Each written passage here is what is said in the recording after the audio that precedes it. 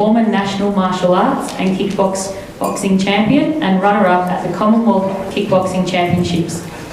Kerry came out of 25 years of fighting retirement at age 47 and within 8 months of training has won 17 national and international martial arts championship titles, including the gold medal at the Oceania Taekwondo Championships. He's also the 2-time Taekwondo World Champion. His motto is, "You're only as old as your mind allows you to be." Can we please make Kman feel welcome?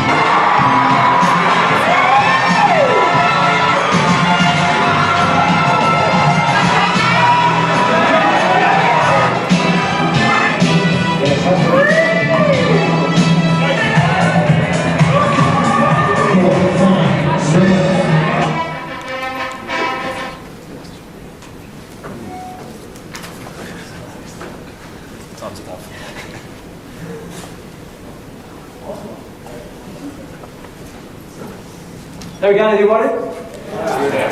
I guess that was the reason why Andrew asked me to come and have a chat. How to become a world champion at age 47, going on 48. Interesting to give you a little bit of background, and today I want to hopefully share with you the way how you can become a world champion with some ideas in your world. I was a professional fighter up to 26. At the same time, I was very passionate about health and fitness, so I was in the fitness profession. And at 26, I retired from fighting. And I decided to more concentrate my focus on my business and my career. So I did a master's degree and built a business and succeed in all the things that I wanted to succeed in. I found that after a good 20 years of that, even though I'd achieved a lot of things that I was happy with, I found there was maybe something missing. And I wasn't sure what it was. Even though I would focus on business and wealth and success, but never really knew what success was. And even to this day, I'm still trying to work that out. I think success is something which is measured differently for everybody. Some people it's financial, some people it's business, and some people it's family or kids.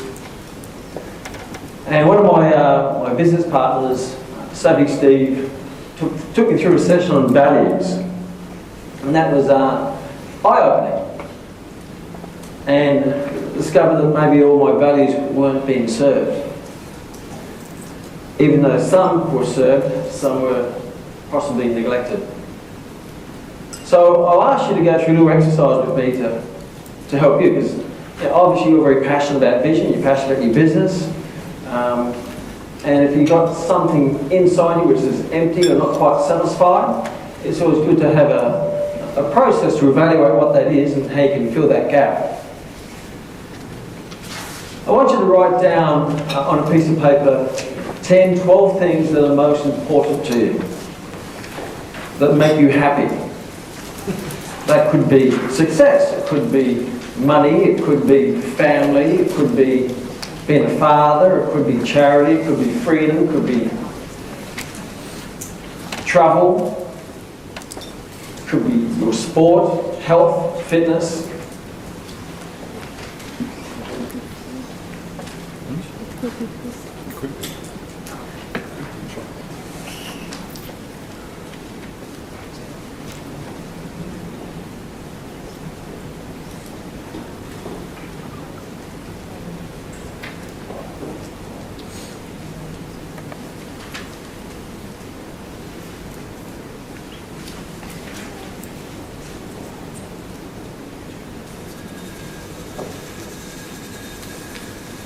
that what makes you happy, not someone else.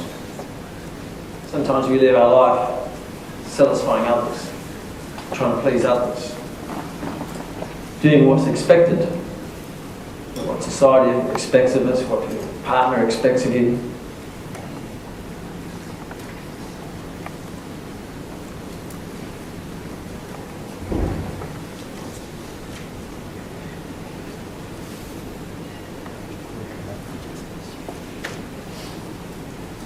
When you've done that, look at that list and select your top 5. Now there could be some which are the same, that's okay, just group them as one.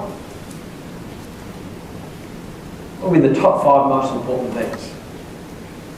But when you're doing it, you're not thinking about anything else in the world.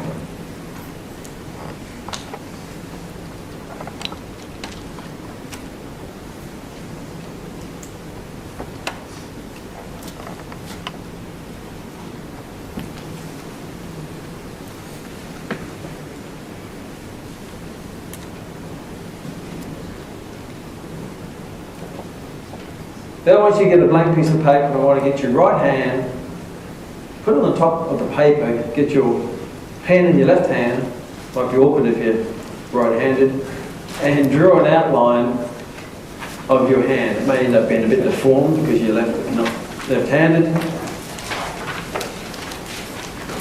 Draw an outline of your right hand.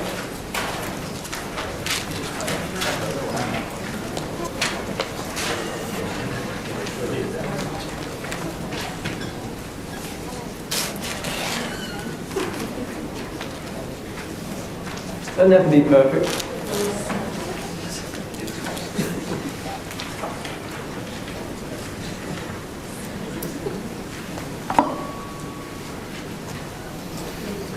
Then look at those 5 things that make you happy. And through a process of attachment, attach a word to each finger. And I'll go through mine when I went through this exercise, and I've gone through it many, many times and refined it and refined it. And it changes over time when you better understand yourself. My thumb, for example, stands for positivity. I'm a positive blood. I don't do negative.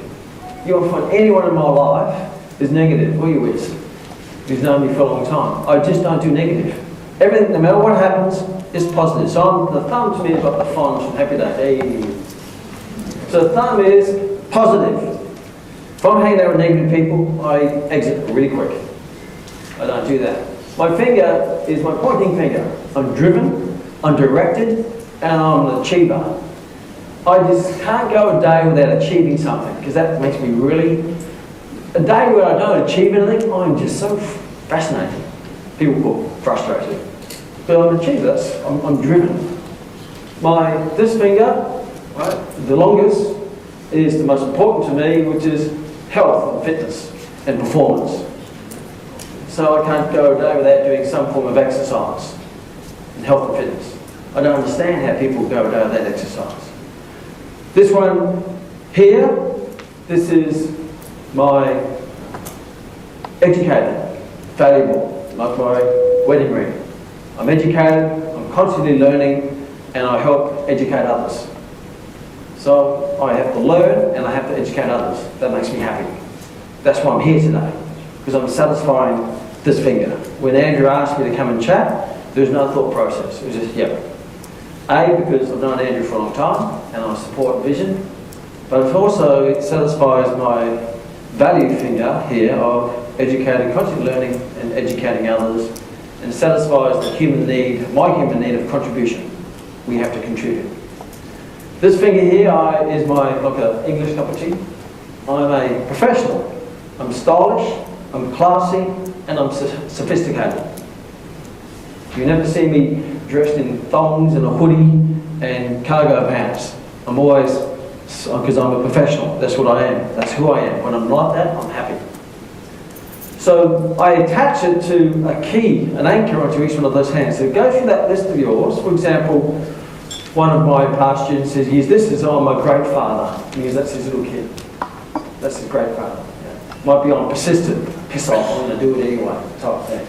So look at those 5 things you wrote down which you feel most important to you and attach it to each one of your fingers. By a way that the finger will remind you of the value. The finger will remind you of the value.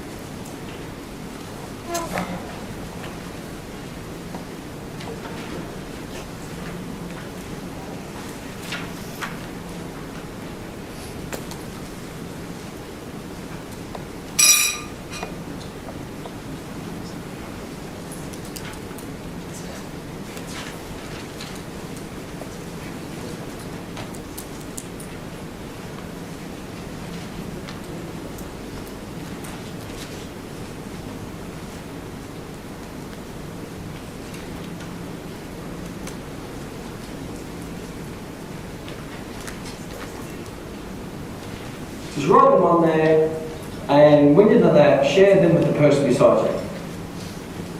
Quickly share them with the person beside you. These are my 5 values that I have to satisfy in my life. That make me happy.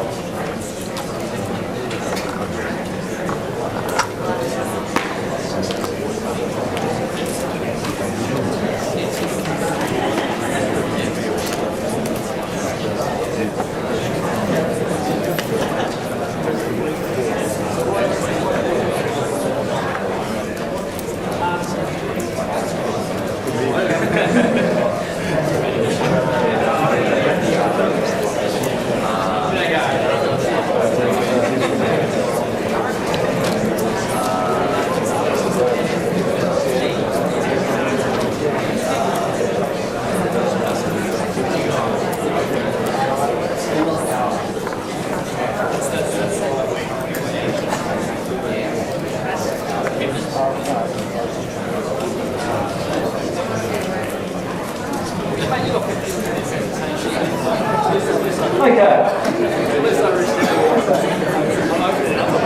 They are now glued to your right hand, and I ask myself, and you can ask yourself, is have I served my values today?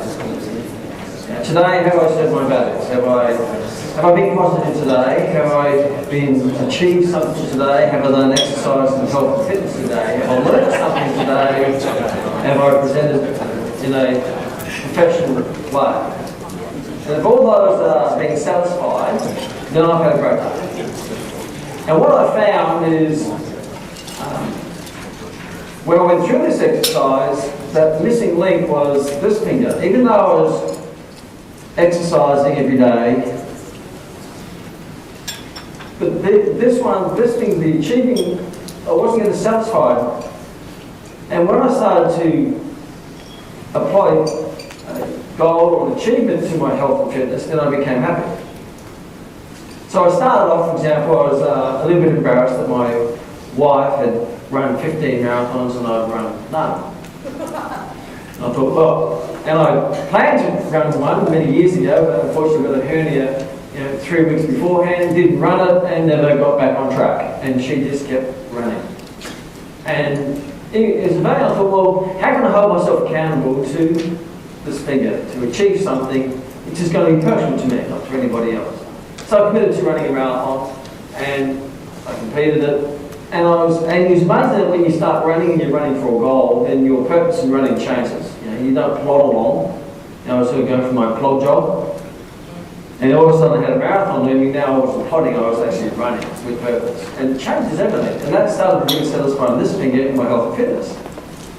And now I'm committed to a marathon every single year, because that's one of my non-negotiable standards. So I've done up to 5 now. And the same applies with, not sort of soon after that, I compete for fun with a couple of mates of mine who I go into a body athletic contest. Not a bodybuilding, because you don't really build, it's not too skinny to build. A bit too old for that, and I can't put on muscle anyway, because of my martial arts. So I go into body athletic, we paint ourselves, and I make shut on stage with a lot of bunch of idiots. But it's a fun thing to do, and it gives me a purpose to make sure my body fat levels are down. It's just a goal, a non-negotiable standard. So I thought, well, if I run a marathon every year and I do a body athletic competition every year, I'm going to be fit, I'm going to be lean, and I'm going to satisfy those values. So I had to hold myself accountable by a non-negotiable standard. Then by accident, a friend of mine wanted to get into martial arts. I used to do it ages ago. I said, I'll take you down and start you off, and that got me hooked. And there's no intention whatsoever to go back into competitive fighting whatsoever. And it was just happened that when I was there, I just started going, wow, this just feels right. And I set a goal to just get back into, just to be competitive. The goal was never to win a world championship at the start. I just wanted to get back in. It's been 25 years. I didn't know whether I had any mojo in me. At 47. But I got back in and just took it inch by inch. And before you know it, things started to snowball. And as that snowballed, I found that I was really happy. But I also had to look at making sure I didn't compromise my other values. My business, my professional life, and my personal life. So at that stage, I think, I'm probably the happiest I've ever been. I've always been a happy guy. But there's always sometimes something, you finish the day and you don't feel that there's something missing. I'll put on your right hand because you use your left hand as maybe your life now. And a good way to look at what's your values and how you're serving your values now is just to look around you. What are you doing at the moment? And just look at what you see, what you do, who you hang out with, and that will give you a clear picture of how you're living your life now, which may not satisfy you now. And then if you don't like what you see, then you have to make changes to the right hand. And when the right hand and the left hand are the same, then you're going to be living your life according to you. However that's measured, you can measure that any way you want. For example, I was chatting to one of my students at the Max College, and she sat down with me and she's begun through her career, and she said, one of my most important values is health. And I said, that's bullshit. And it shocked her, and I deliberately do that. I said, that's bullshit. And she says, yes it is. I said, no it's not. She says, well, yes it is. I said, no it's not. She says, why isn't it? I said, because you're fat. Because health was a true value, you wouldn't be obese. And she was not just fat, she was... So that's not a value, that's something that you'd like to be a value, but at the moment, you're probably overeating and undermoving is more important than your health. So, yes, I understand you want to make that a value, but don't delude yourself and say it's a value if it's not. A drunk's value is getting drunk, because all he sees is alcohol. You can say your value is your children, but if you haven't seen them because you're so busy at work, then it's not really value at the moment because your value at work is more important than your children. So it's really important that this makes, it also guarantees you don't start to become delusional with your own perception, because the easiest person in the world to fool is who? Yourself. And we all do it. And that's why I'll put it there to say, okay, this is who I am I satisfying who I am? And you want your values to help each other. One feeds off the other, not compromise the other. Sometimes you have to focus on one more than the other, but don't neglect the other. And then your values in your personal life has to also support your values in your professional life. You see, it would be very hard, I'm sure, for anyone in this room, no matter how much money they pay you, to work for a cigarette company. Because it compromises your values. Compromise your value. It's probably hard for you to open up a McDonald's chain because that would probably compromise your values. Yeah. You say, well, that that comes back down to your values. So as good as is to look at your life, how you want to live your life. And a lot of people don't really, including myself, didn't really self-evaluate. Because when I was young, I was always an achiever, but I was just running around achieving stuff, not really knowing what I was achieving. Yeah, that's right, but I was achieving what I thought was I wanted to achieve, but sometimes I neglected other aspects in my life. So it's always good to set goals, and the four main areas in your life that if you satisfy, you're going to be happy, and if you serve your values satisfying, you're going to be really happy. And they would tend to be obviously your wealth, with about the financial freedom, financial independence. And that may not be a value, but it's going to help you maybe serve one of your values, economic freedom. Your health. If you ask people the top 5 goals, they would tend to fall in one of these 4. Your career, or your business, and your relationship, or relationships. So as you're achieving your goals, which are attached to one of these 4, it's always important that as you're achieving your wealth, you're not compromising your values. As you're achieving your health, you're not compromising your values. As achieving your career, you're not compromising. So it's always good to write down your goals. I'm sure everyone here does it, because that's what you do. You help people with their health and fitness goals. But you have to be the greatest goal achiever, because that's been the role model, as you are fully aware. So what I want you to do is to write down your number 1, top one of them at the moment. What's your number 1 goal in wealth? What's your number 1 goal in health? What's your number 1 goal in career? What's your number 1 goal in relationships? And you can write 5 to 10 on each.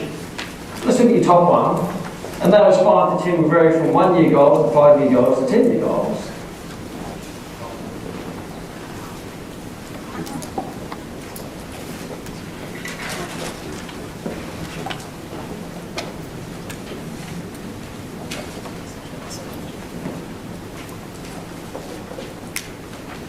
Then give your score between 1 and 10, the middle being 0, 10 being the end of achieving it.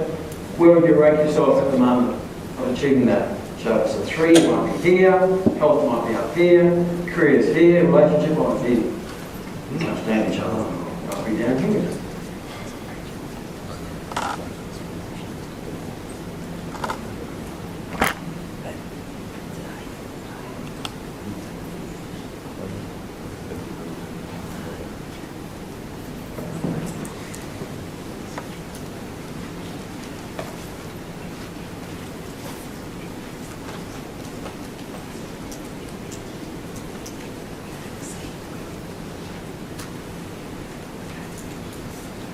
Your goals are what you're achieving in your life, your values are how you live your life. You can achieve goals without serving your values, and you're not going to be content or happy when you achieve it.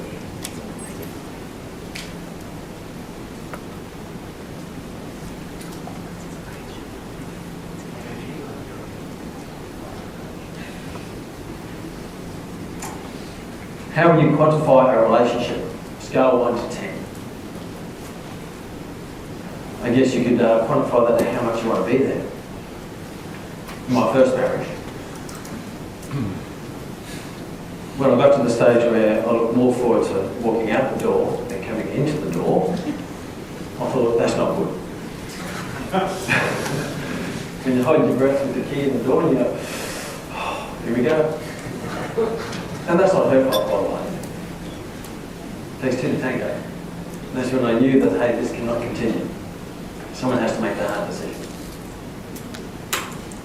Rating a 1 to 10 will probably be a 1 at that stage. It's important, I feel, that you score, because the score will tell the story. The story very rarely tells the score. If things aren't going so well, people come up with a great story of why they're not going so well, which is really a story, but it's not really the score. Write this down. What is not measured does not change. And if it does change, it changes in the negative. What is not measured does not change. And if it does change, it changes in the negative. You know that from your clients. I reckon if your clients, before they open that fridge, they had to take their clothes off, stand on the set of scarves with a mirror in front of them, and then make the decision if they're going to open up that fridge, they would actually change their mind, because now they're measuring it, because measuring is feedback, and they go, wow, this is going the wrong way. And sometimes it can go the wrong way subtly. How does someone get obese? Easily, slowly. Slowly that they become comfortable with the discomfort. Before you know it, you're at the state of unhappiness. And you go, wow, something has to change. So it's important that you measure continually, not just the things that are easy to measure. Now, if you don't measure your bank account, it's probably heading south. But anyone who's getting wealthy knows how much money is in the bank, they know how much is growing each, they know the interest return, they know where to put the money and make it grow. They know the numbers. Everyone in here will probably know your percent body fat and your weight right now. Why? Because you know the numbers. And you know if it heads the wrong way, you start to interrupt that movement. Your career, you have to know your numbers in your career and your business. And do you know last month's profit and loss? Do you know your wage to revenue ratio, or your wage to revenue ratio, your marketing to revenue ratio, your rent to revenue ratio? Do you know all the KPIs or bands, various minimals, month to month? So if things are starting to go the wrong way, you can start to make changes rather than wait till you can't pay your bills. The score will tell the story. I'm sure when you're with your trainers, you say, how you going? It's like, fantastic. Oh, I love it here. I love it. Vision. Being personal trainer, finishing a program, finishing a course. I'm here doing it fantastic. The next question I always ask is, great, how many clients you got? Because fantastic doesn't tell me anything. Usually fantastic because you're having a happy day, you come out of the surf and your life has just been there. How fantastic. How many clients you got? Well, now if it starts with well, the number's not going to be good. There's a clue. Well, and when someone says well, out will come a story. Well, you know it's been tough. The economy's down and other trainers are taking my clients, and here comes a story. So I'll give you 30 seconds for a story. Because the number's high, right? If they've got lots of clients, like 50 clients, you say, how's it going? They'll say, I've got 50 clients. Nothing more has to be said, right? People tend to, if it's not going well, they go into the story. If it's going well, they go to the score. The truth is in the score. And it's important that you measure things which are normally hard to measure, as we just said, regarding your relationship. Well, if the numbers are high, you tend to find you're going to have a high outcome. If the numbers are low, you're going to have a low outcome. When you first met your partner that you fell in love with, at the start the numbers were high. Hello, lots of smiles, lots of swagger, lots of eye contact, lovers in the air, living around, lots of texts, missing. Lots of cards, lots of flowers, lots of dates, lots of holding hands, lots of movies, lots of camping dinners, lots of sex. Lots of rooms. Oh, fantastic. Oh, fantastic. Of course they're fantastic because the numbers are high. Then you get married and then what happens to the numbers? The numbers start to decline. The texts come down, the I love you per day come down, the thoughts come down, the eye contact comes down, the hand holding hands come down, the stugging comes down, and obviously the sex comes down, right? And you say, how did that happen? Well, you didn't keep the numbers up. You let the numbers slide. Business is the same, you've got to keep the numbers up. In a relationship, you've got to keep the numbers up. In health, you've got to keep the numbers up. The numbers of the training sessions. The nutrition, you've got to keep the numbers in the right places. So with these numbers, I would suggest that you have what I call a toothbrush list or a non-negotiable list. What are your non-negotiables to make sure the numbers stay above where you want it to stay? Non-negotiable is in the you can't negotiate. Non-negotiable might be exercise every day. Non-negotiable might be I do half-hour reading every day because education is important to your future. Non-negotiable might be, we have a date night with your partner once a week. It's just you and them, no one interrupt.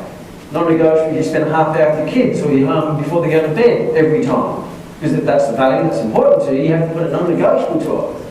Because if it becomes a negotiable, other people will negotiate away. So just write down some non-negotiables that would guarantee that numbers are high and the results are high in your life, the serves your values and keep you towards your goals. And no one can negotiate it. My wife, one of her non-negotiables is she runs every single day, and she's done that for now over 10 years. No matter how 6 years she goes through, it's a non-negotiable. Hence she's in fantastic shape. I don't even try to negotiate, so I was laying there down. No, because it's non-negotiable. As I would expect her to negotiate my non-negotiables.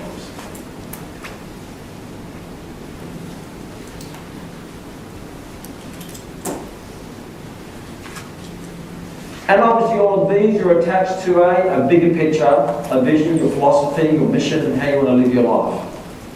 If you don't have a personal philosophy, then you don't have a rudder that's going to take you and help you make decisions. My line is I live for the day, I invest in tomorrow, and I live a life of abundance. I live a life of abundance of money, love, happiness, success, achievement, all my values. I have one, but you can have 10. That's just one of my philosophies. And because it's my philosophy, it's ingrained in me, so abundance has to happen in all aspects of my life. But your outcome in your life will be fundamentally determined by your philosophy. What is your philosophy? If you want to be wealthy, you have to have a philosophy for wealth. A philosophy for happiness. Bring them all into one.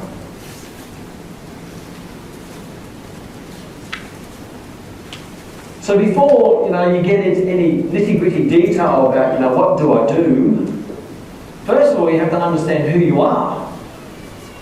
So when someone says, why do you do that? Your best answer is, because that's who I am. It's not because you're doing it for an external reward. The external reward will come as a consequence of who you are. Losers want to win, winners find a way to win. Winning doesn't make you a winner, being a winner makes you win. Because winning is a consequence of being a winner. Sometimes people can pull out their talents and they can do it once, but can they continue it? Michael Schumacher, he just continued because he's just a winner. Federer is just a winner. So he just races enough and he keeps racing until he can't race because he just loves it, because he's a winner, and naturally he gets 7 world titles with Federer 17 majors, because that's who they are. That's ingrained in them. Your life should be a process of self-discovery, self-evaluation and growth. Become a better person in the way you want to become better, not be dictated by others. Because there's lots of things you can go to goal setting seminars and all that stuff and their cars. But that doesn't... I've had, I live in New Zealand now, but when I was in Australia I had 2 Ferraris and a Lamborghini, but I was just as happy driving them as I was driving my first sports car being a Honda Prelude. Because it wasn't about the car, it was who you are and who you become to have the car. Now, when I was worth $1 or worth $1 million, it didn't make any difference. Because it's who you are that makes you happy. And if you're growing and it's serving your values, the other numbers will change with your growth. In business, sometimes if things don't go the way you want, you've got to take a look in the mirror and look at the people in your team and look what their values are. And are they complementing the business values? Because if they're contradicting the business values, they're serving their values and not the business values, you've got this, they're not in alignment. You should know all your team players' values, what makes them happy. So you can massage what they do to make them happy and they're going to achieve. Or you may have to massage them out of the business, and that's okay too. They just may not be the right person. That's not right or wrong. They're just doing the wrong thing. The right person can many times be doing the wrong thing. Doesn't mean they're a wrong person. Just means they should be doing something else to serve and make them happy. So the overall picture, your vision, you've all bought into vision's vision. You're passionate about it, it serves a purpose, a higher purpose, something that's more important to you. You understand who you are and look at the things that you need to achieve to grow into a better you. So you want to stand up and give you a bit of an energy break before sitting down. You're sitting in your bum and go numb, right? Go to partner. I'm going to play a couple of games. First one is scissors, paper, rock. Okay, because we're in the health and fitness profession, and I like to call I've been in this profession for 31 years. I don't like to call it an industry. I like to call it a profession. So we're linked to the allied health professionals. Is get with a partner, and first we're going to do a full scissors paper rock. So rock, instead of this is rock, this is rock. Yeah, let's practice rock. Right, 1, 2, 3, rock. Okay, this is scissors. Ching! Ready? 1, 2, 3, paper. Ching! And paper is. Let's sound ready. 1, 2, 3. Okay, so we're going to have a little competition. What you do is you stand back to back. On the count of 3, you jump in the air, you land, you strike a pose. Now, we all know the paper beats rock, rock beats scissors, scissors beats paper. We do the best of 3.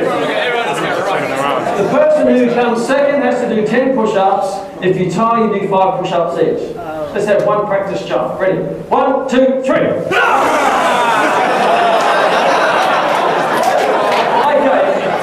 Now, just as you ready. 1, 2, 3. Okay, second round, ready. 1, 2, 3. Ready. 1, 2,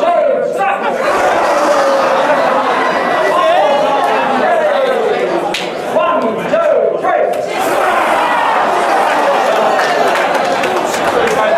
Okay, 10 push-ups and the person who comes second. 5 each at the time.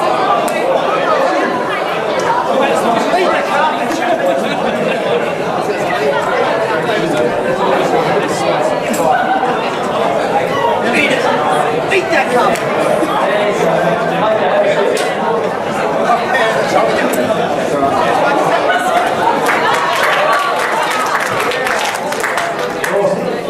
Okay, let me go through five things where you can be a champion in your life. I'll link it a little bit into my training when I train for the World Cocktail Championships. I'll link it in the business because the same rules apply. Success applies to all aspects of your life. So the first one, number 1, is very simple. If you want to be a champion, you have to be a champion. Excuse my writing. Be a champion. Be before you are and you become. Fake it until you make it. But you have to make it, right? You can't fake it and do nothing because you just be a fake. Be before you are and you become. So if you want a successful business, think that you're a successful business now. You are a successful business owner. And what will happen is then you start to do what successful people do. I was a world champion before I started training for the world championship.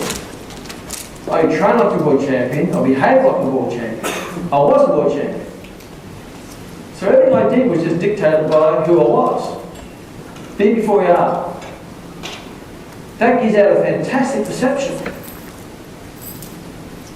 Mindset.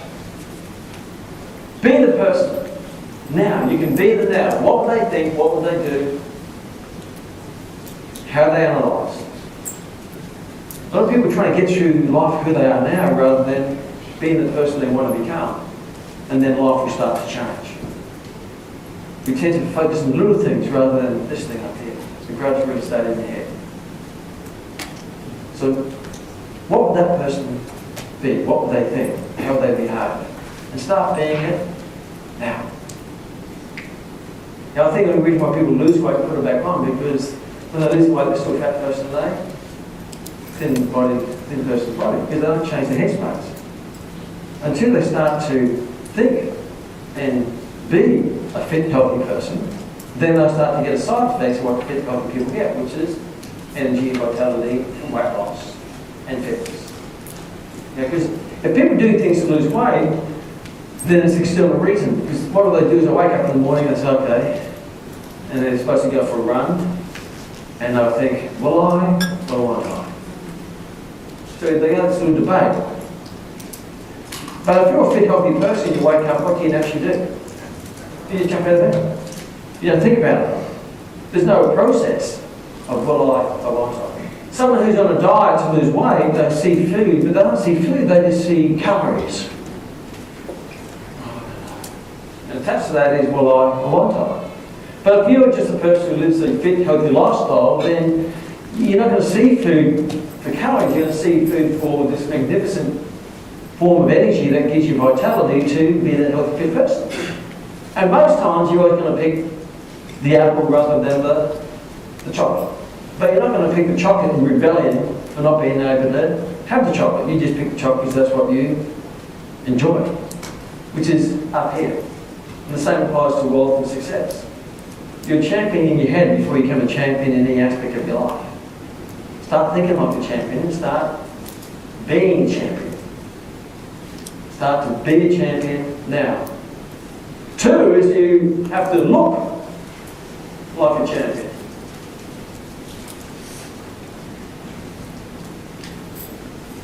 You have to look like a champion. Big lesson I learned from one of my clients. I started personal training back in 87. My first business called Sports Elite. I was training a guy called Rob Boggs, who was a multi-millionaire. And I was sort of struggling a lot back in then. Personal training wasn't really an industry. It was one of the few floating around the country. And he asked me this. He said, how much money do you want to earn? And I said, I didn't know. I never even thought about it. I thought $100,000 a year. And he said this, why don't you start dressing like you get $100,000 a year? And I thought, I didn't know how to take that. It was a bit of an insight, because I was wearing my little short shorts showing my magnificent quads from doing squats. So I used to do bodybuilding back then. I wear my little brother's t-shirt, so I look like a continental walnuts. You know, I was just Mr. Huge. You know. And I thought that was impressive. But then I went home and looked at myself in the mirror, and I looked at myself and I thought, you dick. You do not look like a successful professional earning $100,000 a year. You look like a jockstrap. Because I was dressing to please who? Me. But it didn't impress. They didn't see me as a professional, a smart, intelligent, driven, helpful person. You know, when I fly back to New Zealand, I guarantee when I hop on Air New Zealand, when I'm sitting there and the pilot comes on, he won't be wearing little short shorts or cargo pants, thongs, a tight t-shirt, baseball cap back to front. So I'll be pilot. Just relax, you're in good hands. With tattoos and studs in his eyes. How did that make you feel? That was your pilot? You think, where's the exit? Because how do pilots dress? They don't watch it, okay. Can't they get the hat because the sun's in their eyes? No, because it gives you a perception of authority. People will judge up, not judge down. Even the flight attendants, how do they dress? Unbelievable. How do personal trainers dress? Unbelievable. And they wonder why the medical professionals aren't taken too seriously. They wonder why there's articles in Men's Health and bagging our industry. Well, we put ourselves out there to be bagged. Just by the way we present ourselves. If you wouldn't go for a doctor or physician who's dressed like that. Yet I believe that what we offer is far more important than any allied health professional or any medical professional, because what we have is so powerful, but we just wrap it so ordinary, including myself. And I thought, okay, how would a successful person present? Long black pants, black leather shoes, black leather belt, nice polo shirt, no badge. And that just sort of triggered the momentum in my self-belief, in my own perception, and things have started to roll. And I have not back since. So when you present yourself, I want to write this down. You don't have to be the most successful to be the most successful. You just have to give the perception of being the best and being the most successful. And there's a second part to it. You don't have to be the best to be the most successful. You just have to give the perception you're the best to be the most successful. That in turn will create an internal expectation to become the best. Build a reputation and grow into it. And whether you like it or not, people will judge what they see. And you don't want them to judge down, you want them to judge up. You don't want them to criticise down, you want them to criticise up. Now you're on the right path to success. I was in the gym the other day, I was in Sydney, there was about 6 personal trainers on the floor, and all of them were shorts, no iron, their bed hair and growth and tablets out, and dirty shoes, and I'm thinking to myself, well, things don't change. So imagine in that 6 people, there was another trainer who had long black pants, black leather shoes, black leather belt, very presented shirt, maybe a button-up shirt like this one here, short sleeve, with a name badge, smiley face, clean shaven, well presented, tattoos covered, studs out, walking around with a big smiley face. When you look at those 7 people, which one of them do you think would be looks the most successful, looks the most educated, looks the most knowledgeable, looks who charge the most? And which one of them would you put your mother's disease into whose hands? Perception is the first part of marketing. What? You're a walking billboard. We're a walking billboard of our profession. Yet we represent ourselves in such an interesting way, which personally I'm ashamed, because we can offer so much more than what we put out there. Look like a champion. Look like a successful business owner. Going to be a millionaire? Look like a millionaire. You may not have the money, but you have the look. Practice the look. Practice the walk. That's the start, because that will send internal messages to your internal compass. I dressed and presented like the Lord talking about champion. I thought like it, and I did this in all aspects of my life. Be before you become. Present that way. Good God, we know about that. Number 3, you have to know like a champion. More importantly, you have to understand. If you want to be in business, you have to understand business. The numbers, to read the numbers. Where to put your energy, where not to put your energy. You put your energy in things that count, not don't count. Understand corporate structure, tax, relationship with your accountant. Don't just put your life in someone else's hands. You should be asking your accountant information, holding them accountable, and your lawyer. Not to say whatever you say is right. You could take responsibility of the important parts of your life. So study what you need to know. In exercise, as a personal trainer, what are the things you have to know? What are the fundamentals? Anatomy, physiology, nutrition. It's interesting, when I presented New Zealand conference and historically I presented the Follett conference, like 200 people, 100 people depending on the conference, and I present on programming. I always start with something like this. I get people to write down 4 muscles. And it might be latissimus dorsi, triceps brachii, supraspinatus, and it might be biceps femoris or rectus femoris. So to me, they're just superficial given muscles. They're the ones that, they're the superficial ones, they're not even deep. So write them down, so everyone writes them down. So what I want you to do now is write beside each one of them their origin, their insertion, their action, and their function. Specifically their origin, their insertion, their action, and their function. And this is in the room of 200 personal trainers. And then I start walking. And people are, what are they writing? Nothing. You know, they're sort of doodling and pretending they write something.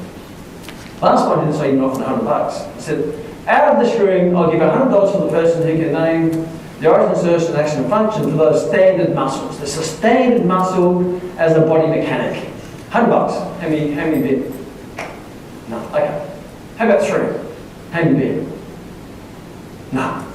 Okay. Give me just 2. No. How about 1? Just give me 1 for $100. How many? No. We know the muscles here, but we don't know their origin, insertions, joints, their cross, their actions, and their function. So there's a massive loss of knowledge or understanding. So I'm thinking, how can you make a decision on programming? Yeah, what's the key word floating around the marketplace at the moment? The core. The core strength. You hear it all the time. Core. Goodness, with the core. Core. 4-letter word. Wow, it's not too hard. One syllable. Core. 4 letters. Yes, that's core. Fantastic core. Last time I see someone's quote core there, give me advice and training. Says, well, great core. Very important core. What are the 7 muscles of the core? What's their origin, insertions, and their actions of the core? Abs and a muscle. So how can you give advice on core so passionately, but you know so little about core? Rectus abdominis, internal, external obliques, quadratus lumborum, rectus spinae, pectoralis, transverse abdominis, and the origin insertion actions. And what's their function? Or, back support. Great. In hazardous, look at that. Yes, to stabilise the pelvis and the lower back. In what position? Upright position. In why else do you lay down?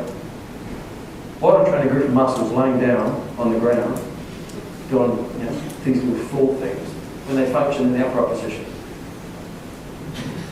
If you probably noticed up there, I wasn't fighting like this, right?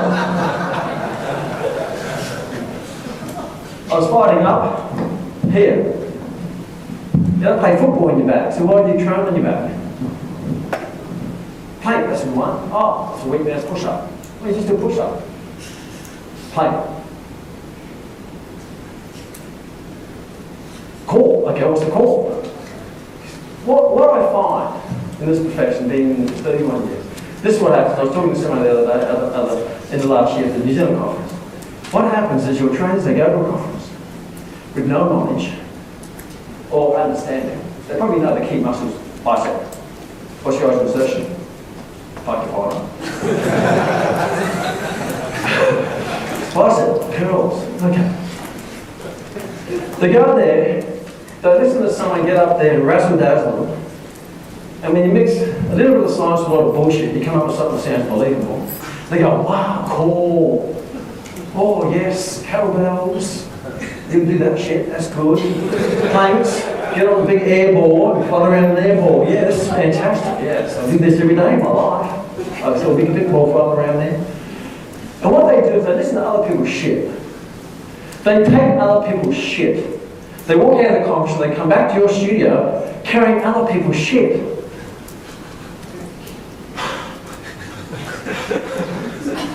They carry it, doesn't that stink? Then they go and put that other people's shit on clients, making promises of the world, but not understanding how it's going to work. I was staying at the Hilton the other day, and there's a guy who came early in the morning, he's on the ground. I was in there, I did some interval work on the treadmill, did a bit of strength work, and I was watching this guy early in the morning, and I was in half back, he was half on his back. All of that. He's laying on his back, he's rolling up, and he's squishing his fat, and he's releasing the fat. Squishing the fat, releasing the fat. I thought they were out the 80s. But then he did all these little squish fat exercises. Squish, squish, squish, squish. There's one. And you can imagine the trainer there going, feel the burn, feel the burn. What he's really saying is, oh no shit. Because the burn is just aerobic glycolysis, of breaking it down your glycogen in your abdominal muscle, and because it stays in there, builds up, pushes against the nerve endings, it's a sensation of pain in the burn. People go, wow, that's exploding fat cells. That's spinning muscle fibers and getting out of a flat stomach. How much fat does that burn? Well, none. How much strength does that build? What are you lifting? Your head? Heavy air molecules, humid day must be. How many do you do? Imagine this, you come in the gym and I'm there and I'm doing this in the corner in your studio. And you're curious enough, just who's the guy in the corner? And you come up and you say, excuse me, he says, yeah, what are you doing? Toning the bicep. Then the tricep. Then my legs. Oh, now my abs. What's the difference? From an anatomical point of view, biomechanical, what's the difference? You know what really makes me sad is this guy's got up in the morning, he's probably left his lovely wife in the bedroom and he spent 1 hour wasting his time. Because his trainer has no idea of anything other than superficial anatomy, physiology. Because he's gone to some conference and someone's told him to, in the early 90s, we said doing crunches are a complete waste of time. Why on earth would you do crunches? Then in the 2000s, then someone invented a ball of air. If you do crunches in football, it's okay now. So you lay on a ball facing the ceiling, and you do this, and you balance from the ball. And I think, what has that got to do with anything? What has that got to do with anything? You balance from the ball so you get better at it. Like maybe if you want to audition for Cirque du Soleil, with ball tricks and party, they're called what I call party tricks. But if you know the person's goal is to lose weight, tone up, then people ask me, how much do you train for the World Championship? I say as little as I can, as effective as I can. I've got better things to do with my time than waste time doing things that's not going to give you a return on time, called a ROT. In business, we call it a return on investment. If you give someone an exercise where you can give them a better exercise and give them a greater return based on their goals and head towards their goal, and you don't do that, you're being negligent, in my view. They're not paying you to waste their time. So trainers, they do these courses, and it's not just short courses. I came into university to get your law as well, so I spent a lot of time forgetting a lot of stuff. But to understand, then you can make good decisions based on good information that's going to give you good results. But if you don't have any information, you can't make any decision that's going to give you any results. The only thing you're going to do is you're going to be a sheeple. Go to a conference, graduate days with a lot of bullshit, look at the science, and come out and go, all of your clients. So if you want to become a champion of something, know your shit and don't carry other people's shit. Vision you should have, and you do have, I know, strong, this is how it is, and it should be very justifiable from an anatomical, physiological point of view. I've learned this many years ago, but now I'm applying, because now my whole body, from my historical training, is one big itis.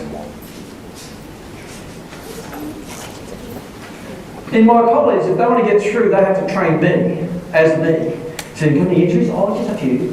What have you got? Oh, I've had plantar fasciitis in the right foot, I've had plantar fasciitis in the left foot, I've got osteitis in the right foot at the moment, I've got a torn calf in the left. I've got patellofemoral syndrome in the right knee.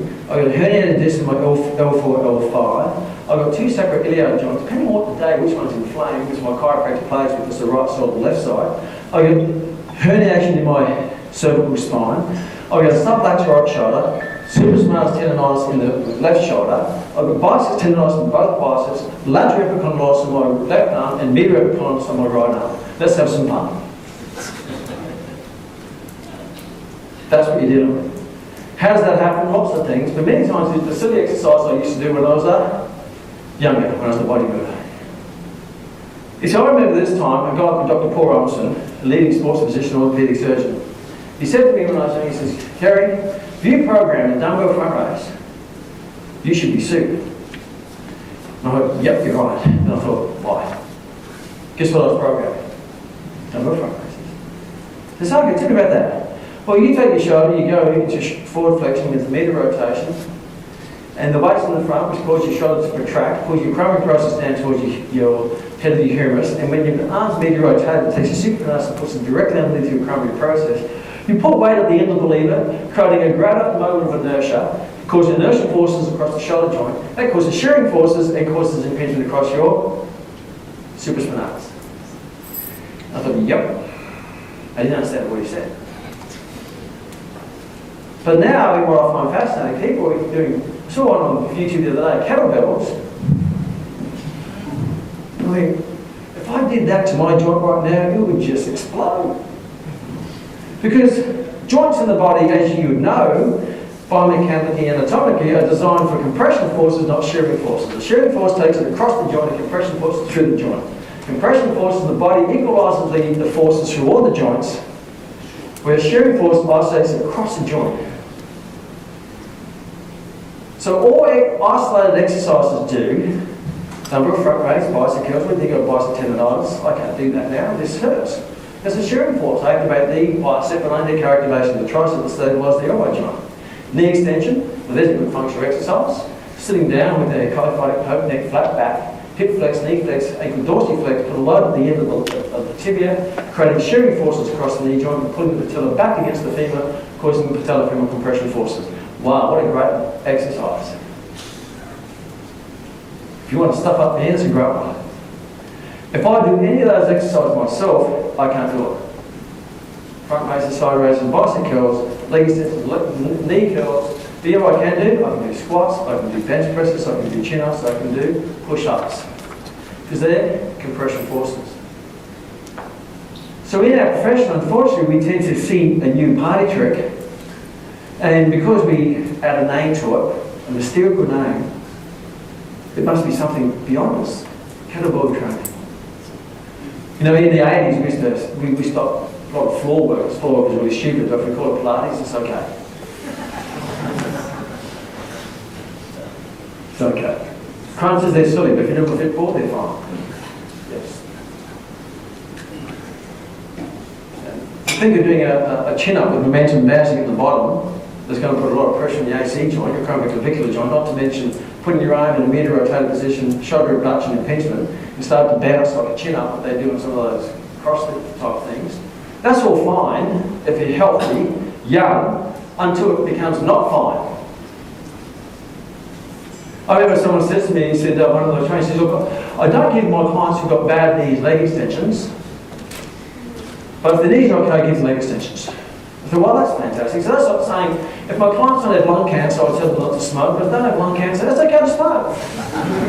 Just keep smoking until you get lung cancer. Like, is common sense just lost? Understanding? Or do we just attach ourselves to a word core and just try to bamboozle our way through life rather than deeply understanding what you're doing in business, in life, in relationships, in programming? Which I was thinking, how could I justify this in the court of law? You know, there's an article in Men's Health, which you've all read. You know, the guy sits there, he's doing a sit-up, and says, what's that got to do with anything? You hold there with sit-ups have got to cause shearing forces through your lower back, particularly if someone has underlying pathology or herniation in their L4, L5, and then they're trying to get some, because he saw it in some magazine, it's probably Men's Health magazine. I find that fascinating. You find that you I read it with Rowe, and I go, isn't it funny they're bagging this, but these exercises are already in this magazine on another edition. And then you actually, not only cause shearing forces across L4, L5, let's rotate it. And keep it in an isometric contraction, so therefore your abs actually fatigue isometrically, because muscles fatigue quicker isometrically, and then when you lose that control of the muscle, the stress will go through your joint. I don't know about you, we're better than that. And yes, I'm passionate about it, and I don't care what you think of me. But if I can just get you thinking, because I am the biggest evangelist for vision. I'm the biggest evangelist for Andrew. Roy and I always have been. And I want the best for vision, because I believe in this profession. I've done nothing else. But I'm fascinated when there's terrorists in there. They're fucking terrorists. Fucking clients up. And excuse the language, but that's the point. It just shits me, because the client didn't sign up for that. They signed up for a professional who knew their shit. As if I go to a orthopedic surgeon and I ask him the names of the muscles, I'd expect him to know it, right? All of them, not some of them. A graduate sometimes complain because to get through makes you have that 100% pass mark, not 99%. Someone complain, well, at university, you're 51% you pass. Okay, so I asked my brain surgeon, what part of the anatomy of the brain, what 49% of the anatomy of the brain shouldn't you know to operate my brain? A roundabout. Orthopedic surgeon, what 49% of my knee is not important to know? Please explain. I don't know about you, if I'm paying good dollar for my health, which is the most valuable profession in life, because when you're in your deathbed, you're not thinking about wealth, you're thinking about health. I expect them to know their stuff. And it's your responsibility as the leaders of vision to make sure your clients don't become terrorists, your trainers don't become terrorists to your clients. Because we're better than that. what we offer is so valuable. If you're a champion, you know your shit. Not carrying someone else's shit. Can you imagine that? Going through life carrying other people's shit? I don't know, that fascinates me. If you don't know it, guess what? Learn it. It's not hard. When you know it, you start to have to practice it. Practice like a champion.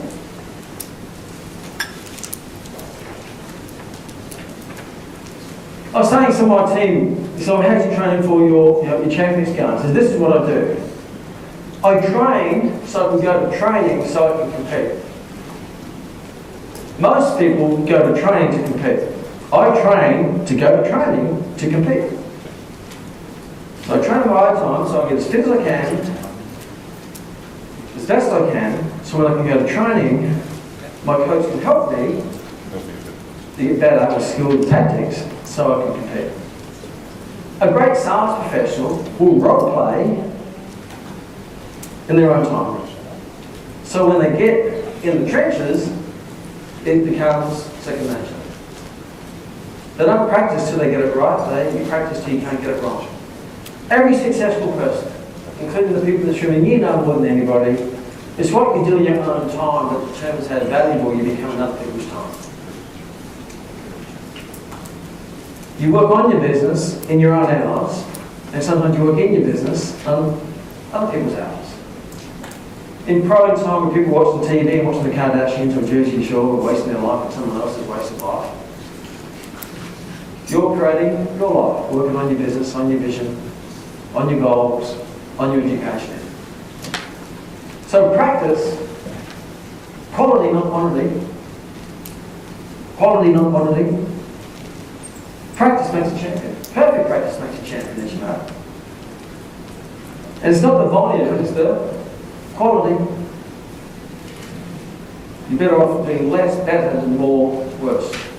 Less on the right exercise and more on the wrong exercise. So it's really important to evaluate your time. Johnny Marlowe, a good mate of mine, he used to carry a little rubber band.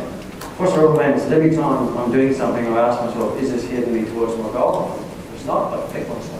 So it means it's self-evaluation of your time. Is this the best use of your time?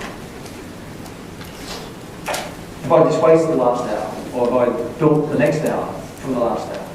I ask these two questions in my life. Number one, what am I going to do today that's going to change tomorrow? And at the end of the day, I ask myself, what have I done today that's going to change tomorrow? If you haven't done that, you just wasted a day. You really did the groundhog day like most people do. Same old, same old. What did you get better at today? What did you get better at? And attach that better to your values, to those important things in your life. For you, means you have to practice. You have to practice being romantic to your partner. You have to practice being a good partner. You have to practice. Don't just say, okay, that's good enough. It's not good enough. Depends what type of life you want to live. Number five, most important, once you practice it, you have to implement it. Now, these days are fantastic, but make sure you don't suffer from TFI. When you go home, total failure to implement. The successful people implement. When? Instantly. The bigger the gap between the thought and the action, the less likely there's going to be the action. That means you have a late night tonight, doesn't matter. You're not on the clock when you love what you do. The world is not short of talent, and the world is not short of ideas. There's a lot of talented people out there. They don't always win. It's the ones who are disciplined. That's the difference. I'm not the smartest guy, I'm not the most intelligent guy, I'm not but what I am is I just tend to do more than most.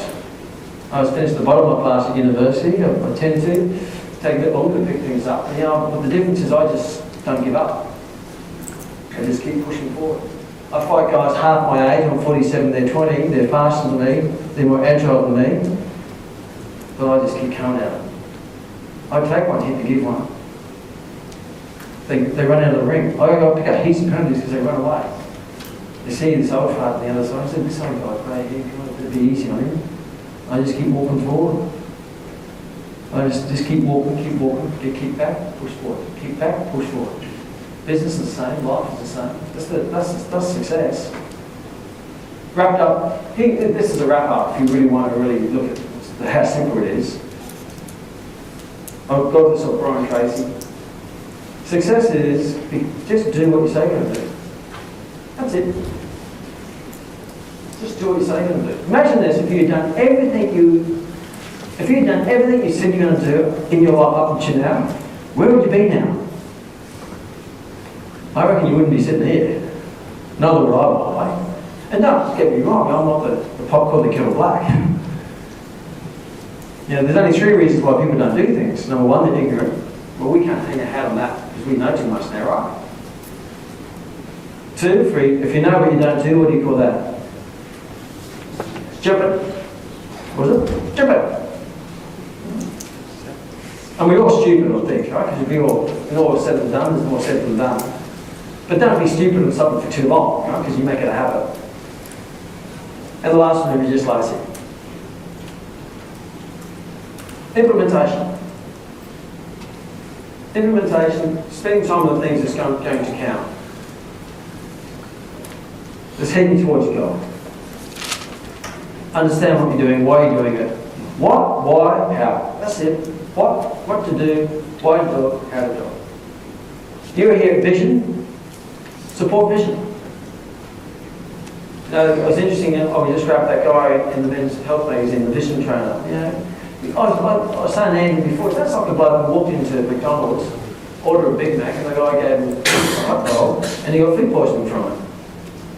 Because the exercise that the trainer gave him wasn't a vision exercise, it was one of those shit ones he just carried around with him and said, hey, do this.